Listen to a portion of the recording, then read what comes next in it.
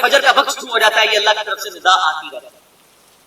اس معاملے میں جو اسماء و صفات کا مسئلہ ہے وہ میں نے مسئلہ نمبر 41 کے نام سے نور من نور اللہ، وحدت الوجود اور علم الکلام کے اوپر ڈیٹیل سے 1 گھنٹے کی گفتگو کی ہے۔ میں یہاں پر بحث میں نہیں لانا چاہتا، میں بار بار اس لیے بتا رہا ہوں یہ چیزیں، وہ کچھ چیزیں جو ہے وہ میں اسکپ کرتا جا رہا ہوں۔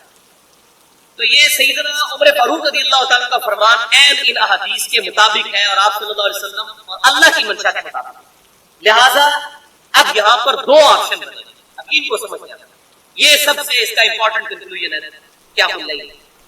آپشن نمبر 1 یہ ہے کہ رات کو عشاء کے ساتھ ہی قیام اللیل کر لیا جائے،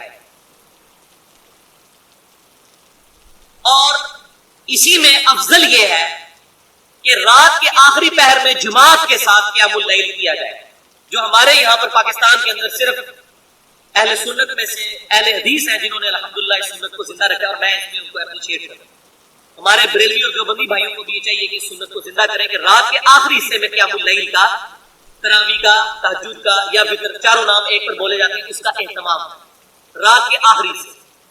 اور الحمدللہ یہ سنت بھی ہے، سنن نبی داؤد، جامعہ ترمذی، سنن نسائی اور سنن ابن ماجہ میں ہے کہ نبی صلی اللہ علیہ وسلم نے رمضان کے آخری عشرے میں ہمیں 3 دن قیام اللیل کروایا اور رات کے آخری حصے میں کروایا، یہاں تک کہ ہم نے سحری بھی بڑی مشکل سے کی، یعنی بالکل طلوع فجر کے قریب ہم فارغ ہوئے۔ تو آپ صلی اللہ علیہ وسلم کی بھی سنت ہے کہ جماعت کے ساتھ قیام اللیل کرنا رات کے آخری حصے۔ یہ تو ہو گیا آپشن نمبر 1۔ آپشن نمبر 2 جو ہے وہ ہے کڑوی کے لیے، اور وہ یہ ہے کہ کوئی شخص خود گھر میں قیام اللیل کا اہتمام کرے رات کے آخری حصے، جماعت کے ساتھ مسجد میں نہ پڑھے۔ اس میں 3 حدیثیں بہت امپورٹنٹ ہیں۔ پہلی حدیث صحیح بخاری اور مسلم کی متفق علیہ حدیث ہے زید بن ثابت رضی اللہ تعالیٰ عنہ سے، جو کاتب وحی ہیں۔ وہ کہتے ہیں کہ یہ وہی روایت، انہوں نے جب روایت کی نا کہ نبی صلی اللہ علیہ وسلم 3 دن تو صحابہ کرام نے آپ کے پیچھے نماز پڑھی، آپ چوتھے دن باہر نہیں نکلے، بعض صحابہ کا جب گٹا ہو گیا۔ اس کے بعد زید بن ثابت کہتے ہیں کہ چوتھے دن نبی صلی اللہ علیہ وسلم غضبناک ہو کر نکلے باہر، غصے کی حالت، مغضباً لفظ استعمال، غضب کی حالت، غضب کی پوری امت کا خیال۔ پھر آپ صلی اللہ علیہ وسلم نے حکم فرمایا کہ اپنے گھروں میں جا کر قیام اللیل کرو، کیونکہ انسان کا فرض کے نماز کے علاوہ نفلی نماز گھر میں پڑھنا زیادہ ہوتا ہے۔ تو آپ صلی اللہ علیہ وسلم نے تاکید فرمائی کہ جا کے گھر میں جا کر قیام اللیل کرو۔ دوسری حدیث صحیح مسلم میں ہے کہ نبی صلی اللہ علیہ وسلم نے فرمایا کہ اپنی نفلی نماز کا کچھ حصہ گھروں میں ادا کیا کرو، اس کی برکت سے اللہ تعالیٰ تمہارے گھر میں خیر و برکت فرمائے۔ اور تیسری حدیث صحیح بخاری اور صحیح مسلم کی متفق علیہ حدیث، آپ صلی اللہ علیہ وسلم نے فرمایا گھروں کو قبرستان نہ بناؤ، گھر میں نفلی نماز ادا کیا کرو، اور اس کی بڑی برکت ہے۔ بچے دیکھ کر جو ہے وہ مائل ہوتے ہیں نماز کی طرف، تو کوشش کرنی چاہیے، میں بھی کوشش کرتا ہوں کہ فرض کے بعد نفل جو ہے، نبی صلی اللہ علیہ وسلم کو سنتیں جو موقعہ تھی 12 رکعت، وہ عموماً اپنے حجرے میں ہی ادا فرمایا گیا، تو قیام اللیل بھی گھر میں ادا کر سکتے ہیں۔ اس میں اب آپٹیمل سولوشن درمیان کا یہ ہوگا کہ جو لوگ خود حافظ قرآن ہے اور قرآن کا ان کو اچھا خاصا حصہ یاد ہے، ان کے لیے افضل یہی ہوگا کہ وہ قیام اللیل اکیلے کریں رات کے آخری پہر میں اٹھ کر گھر میں۔ اور جو لوگ قرآن پاک کے حافظ نہیں ہے، قرآن زیادہ نہیں جانتے، ان کے لیے پھر یہ ہے کہ بہتر یہ ہے کہ قیام اللیل وہ کسی ایسی مسجد میں کریں جہاں پر جماعت سے ہوتا ہو اور آخری پہر میں، اور آخری پہر میں نہ ہو تو عشاء کے ساتھ بھی کر سکتے ہیں، اس کی اجازت بھی موجود ہے۔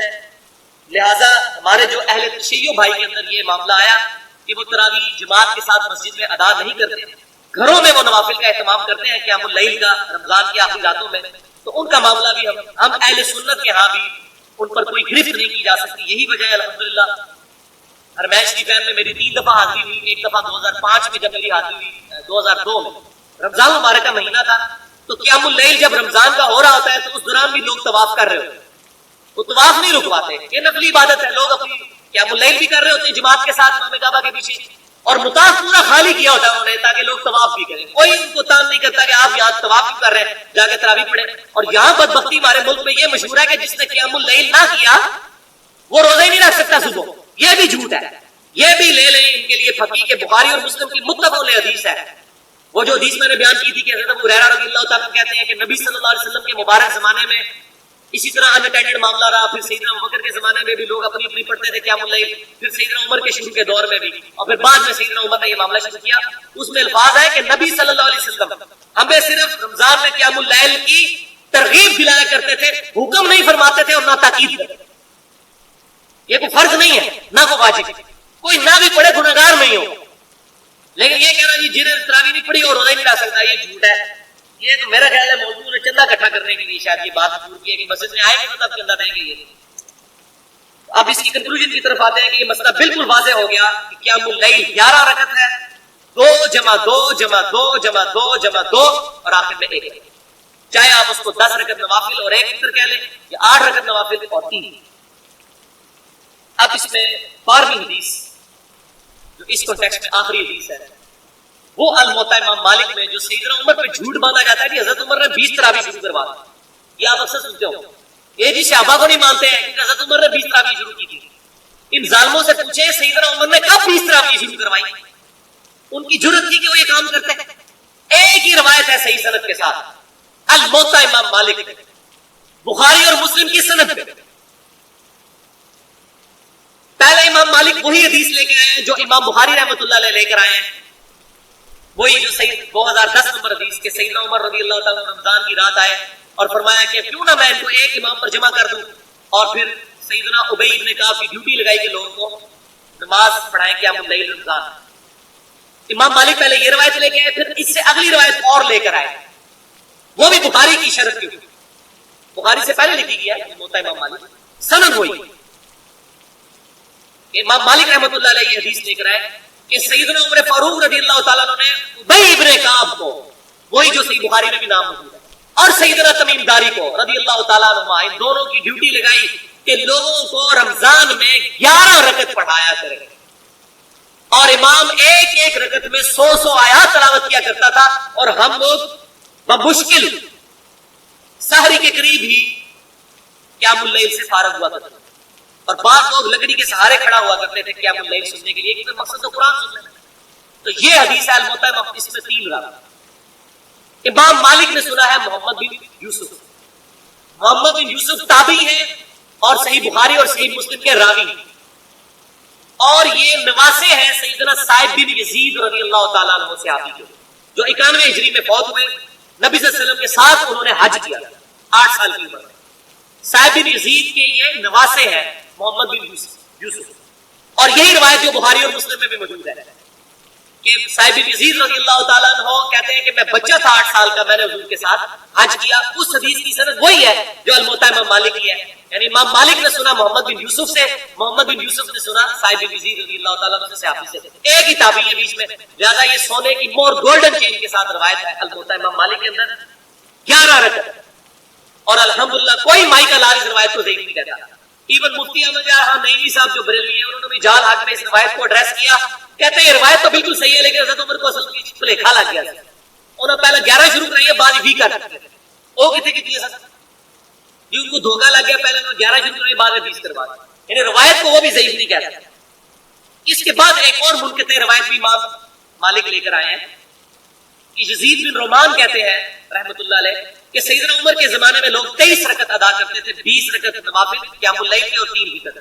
لیکن یزید بن رومان رحمۃ اللہ علیہ سیدنا عمر کے زمانے میں پیدا بھی نہیں ہوئے تھے. اصول محدثین پر یہ منقطع روایت ہے اور پکی ضعیف روایت ہے.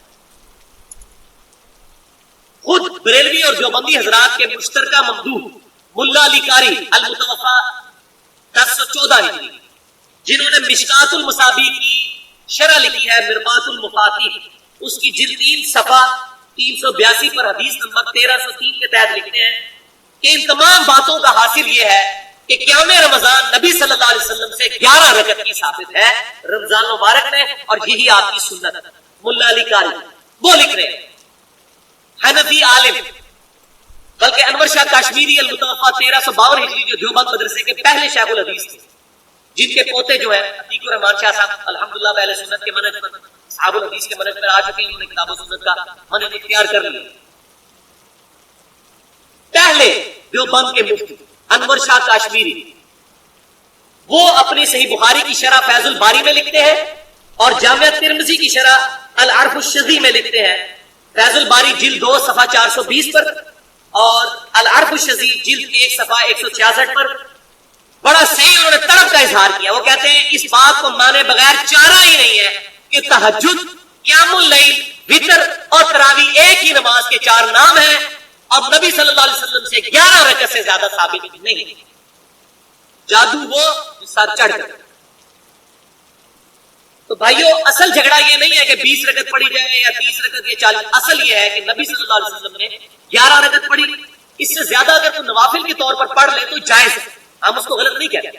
خود صحیح مسلم میں موجود ہے کہ نبی صلی اللہ علیہ وسلم بعض اوقات عشاء کے وتر پڑھنے کے بعد 2 نفل بیٹھ کے پڑھا کرتے. ایک صحابی نے پوچھا یا رسول اللہ صلی اللہ علیہ وسلم آپ تو کہتے ہیں کہ بیٹھ کے پڑھنا آدھا ثواب ہے، تو آپ نے فرمایا میں تمہاری طرح نہیں ہوں، مجھے اللہ تعالیٰ پورا ثواب ہے. تو آپ صلی اللہ علیہ وسلم 2 رکعت نفل بیٹھ کر بھی پڑھ لیتے تھے وتر کے بعد. اور یہ بھی تحفہ لے جائے بائی چانس ذہن میں نے بیان نہیں کرنا تھا، سنن دارمی میں صحیح سند کے ساتھ حدیث ہے، آپ صلی اللہ علیہ وسلم نے فرمایا جو شخص وتر کے بعد 2 نفل پڑھ لے گا اگر وہ تہجد قیام اللیل کے لیے نہ بھی اٹھا اللہ تعالیٰ اس کو ثواب عطا فرمائے. جب سے میں نے یہ حدیث پڑھی الحمدللہ میں نے تو یہ اپنی تہجد بڑی آسان کر لی ہے کہ عشاء کے وتر کے بعد 2 نفل.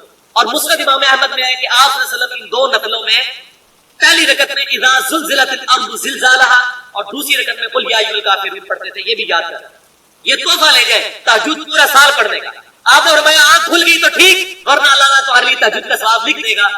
2 رکعت نفل صحیح مسلم سے بھی ثابت ہے کہ آپ نے وتر کے بعد پڑھے. لہذا اس سے یہ بات بھی پتہ چلی کہ وہ جو حدیث ہے صحیح بخاری اور مسلم کی کہ وتر کو اپنی نماز کی آخری نماز بناؤ، اس کا مطلب یہ ہے کہ آپ کی نماز آڈ رہنی چاہیے. ورنہ حضور نے خود کیا کیا وتر کے بعد 2 نفل پڑھے، لیکن 2 نفل پڑھنے سے آپ کی اوورال نماز جو ہے وتر ہی رہی. 11 میں 2 جمع کریں تو 13، 15 تو نہیں ہوئے، 14 تو نہیں ہوگے نہ 16 ہو. تو اس حدیث کا مطلب یہ ہوا ہے کہ وتر کو آخری نماز کا یہ مطلب نہیں کہ وتر کے بعد نماز نہیں پڑھتے تھے. وتر کے بعد 2 رکعت کر کے پڑھو، یعنی وتر دوبارہ نہ پڑھو ورنہ وہ پھر دوبارہ ایون ہو جائے گی. یہ اس حدیث کا فہم ہے جو الحمدللہ اکثر لوگوں کو کلیئر نہیں، میں نے آج الحمدللہ کلیئر کر دیا. لہٰذا اس معاملے میں جو ہمارے اصحاب الحدیث اہل سنت کے اہل حدیث بھائی جو ہیں وہ یہ کہتے ہیں ہم 11 رکعت سے زیادہ نہیں پڑھیں گے، اس کو پازیٹیولی لینا چاہیے کہ وہ سنت پر عامل ہے اور نبی صلی اللہ علیہ وسلم کی حمیت ہے کہ وہ کہتے ہیں ہم 11 سے زیادہ نہیں پڑھیں گے. اور الحمدللہ ان کے علماء بھی یہ نہیں کہتے کہ 11 سے زیادہ پڑھنا بدعت، کوئی بھی نہیں کہتا. ہم صرف یہ کہتے ہیں اہل سنت کا منہج رکھنے والے لوگ کہ 11 رکعت سنت ہے، تراویح کر کے قیام اللیل کسی کو جماعت کے ساتھ پڑھائیں. اس کے علاوہ لوگ گھروں میں جا کے نفل پڑھیں گے، وتر کے بعد بھی پڑھتے ہیں، کوئی حرج نہیں ہے. وتر کے بعد جتنے پڑھیں گے 2 کر کے وہ نماز وتر ہی رہے گی، وہ آڈ ہی رہے گی، ایون نہیں بنے گی، جفت ہی رہے گی، تاک نہیں ہوگی. لہذا 20 رکعت یہ بالکل صحیح سند کے ساتھ ثابت ہے. میں 2 نمبری نہیں کروں گا. المصنف ابن ابی شیبہ میں اور سنن الکبری بہقی میں کہ کئی تابعین 20 رکعت نوافل بھی ادا کیا کرتے تھے لیکن اپنے جماعت کے ساتھ، اور بعد سے 40 رکعت 41 رکعت بھی ثابت ہے وتر ملا. تو اگر کوئی 20 پڑھے، 41 پڑھے، 23 پڑھے، جتنے مرضی پڑھے، لیکن تراویح کر کے قیام اللیل سنت وہ 11 رکعت کی ہے. اور اس میں الحمدللہ امام ترمذی رحمۃ اللہ علیہ انٹرنیشنل نمبر کے مطابق 806 نمبر حدیث میں بڑی ڈیٹیل سے بحث کی ہے ان بدبختوں کے لیے جنہوں نے یہ مشہور کر دیا کہ 20 رکعت پہ اجماع ہے. جھوٹے لوگ. 20 رکعت پہ اجماع کیسے؟ سنت کے خلاف اجماع ہو ہی نہیں سکتا، کبھی وہ اجماع ہی نہیں ہوتا جو سنت کے خلاف ہو، اجماع ہو ہی نہیں سکتا. تو امام ترمذی نے 806 نمبر انٹرنیشنل نمبر کے مطابق حدیث کے تحت لکھا ہے کہ احمد بن حنبل رحمۃ اللہ علیہ فرماتے ہیں کہ تراویح کے بارے میں، قیام اللیل کے بارے میں رمضان میں مختلف اقوال ہے، اس میں کوئی قید نہیں، جتنی مرضی رکھتے پڑھو.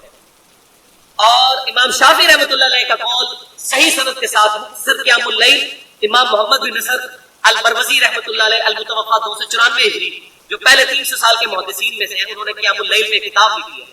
اس میں 272 نمبر 272 احادیث اور آثار جمع کیے. اس میں صحیح سند سے امام شافعی کا قول لے کر آئے ہیں کہ اگر قیام لمبا ہو، رکعتیں بے شک مختصر ہو لیکن قیام لمبا ہو، تو وہ میرے نزدیک قیام اللیل میں رمضان میں زیادہ پریفریبل ہے بجائے زیادہ رکعتیں پڑھنا. اور اس امام شافعی کے قول کو الحمدللہ ایک حدیث بھی صحیح مسلم کی سپورٹ کرتی ہے کہ نبی صلی اللہ علیہ وسلم نے فرمایا افضل الصلاۃ طول القنوت، افضل ترین نماز وہ ہے جس میں قیام لمبا ہو، سجدہ لمبا نہیں.